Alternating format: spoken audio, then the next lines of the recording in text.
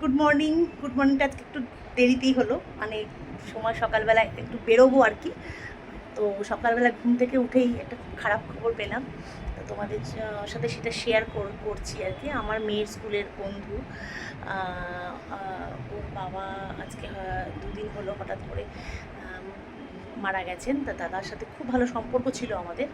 তো স্কুলে গেলে পরেই বা ট্রেনে যাওয়ার সময় আমার মেয়ে আর ও ছিল লেট সবার শেষে, মানে 10:35 ট্রেন ধরতো আর কি, এরকম আর কি। তো উনি বলতেন, দেখুন আপনারা যেমন আমারও তেমন, একই টাইমে দুজনে মিলে খালি প্রত্যেক দিন আমাদের লেট। যাকে প্রচুর কথা বলতে ভালোবাসতেন, খুব কথা, মানে খুব ভালো, মানে খুব, মানে অন্তর থেকে উনি মানে সমস্ত সবার সাথে, বন্ধুদের মায়েদের সাথে বা বন্ধুর বাবাদের সাথে খুব ভালো কথা বলতেন, খুব ভালো মানুষ ছিলেন আর কি, যেটা মানে বলছি আর কি। তা খুব খারাপ লাগলো সকাল সকাল কথাটা শুনে যে উনি শনিবার দিন গত হয়েছেন। তো ওনার আত্মার শান্তি কামনা করি। আরেকটা জিনিস যেটা বলার কথা সেটা হচ্ছে, এই ফেসবুকে এই নতুন ভিডিও বা ওই রিলসের নতুনই আমি এগুলো করছি আর কি। তো সেগুলো করতে কিন্তু খুব পরিশ্রম, যারা করে তারা জানে যে সেগুলোতে কিন্তু ভীষণই পরিশ্রম করতে হয়। তো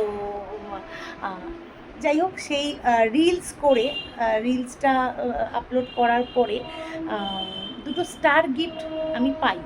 তো সেটা স্ক্রিনশট নিয়ে আমি এফবিতে দিয়েছিলাম আর কি, ওনাকে থ্যাংক ইউ জানানোর জন্য, যে কেউ কিনে এরকম দেয়। আমি প্রথমে বলি আমি অল্পতেই কিন্তু সন্তুষ্ট। তো এটা নিয়ে একজন মন্তব্য করেছেন যে আপনি মনে হচ্ছে বিশাল কিছু পেয়ে গেছেন। আসলে মানে উনি ভালোবাসার মর্মটা বোঝেন না আর কি, ওই জন্যই উনি কথাটা বলতে বাধ্য হয়েছেন। সব সময় কিন্তু বিশাল টাকা দিয়ে গিফটটা কিন্তু, মানে আমি মনে করি না, আমি ভালোবাসাটাকেই মনে করি সেটা একটা সামান্য ক্ষুদ্র লজেন্স হলেও সেটা মানে আমার মনে হয় আমার কাছে অনেকটা অনেকটা। তা তোমাদের কি মতামত আমি জানি না। এর পরিপ্রেক্ষিতে একটা ছোট গল্প তোমাদের সাথে শেয়ার করি। সেটা হচ্ছে, আমার এক মামা ছিলেন।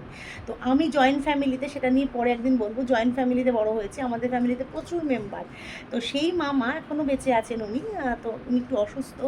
তা সেই মামা, আমরা জ্যাঠতো খুঁড়তো অনেকগুলো ভাই বোন। তো এমনি যখন আমাদের বাড়ি আসতেন, হ্যাঁ, তো উনি মিষ্টি তো নিয়েই আসতেন, এবং প্রত্যেকটা বাচ্চার জন্য উনি ক্যাডবেরি নিয়ে আসতেন, এবং প্রত্যেকটা বাচ্চার মানে প্রত্যেকের ঘরে ঘরে, মানে আমার কাকাদের ঘরে, আমাদের ঘরে, আরও কাকা যারা আছে সবার ঘরে ঘরে গিয়ে বাচ্চাগুলোকে, মানে আমরা তখন ছোটো ছিলাম তাই বাচ্চা বলছি, গিয়ে উনি ওই ক্যাডবেরিগুলো দিয়ে আসতেন।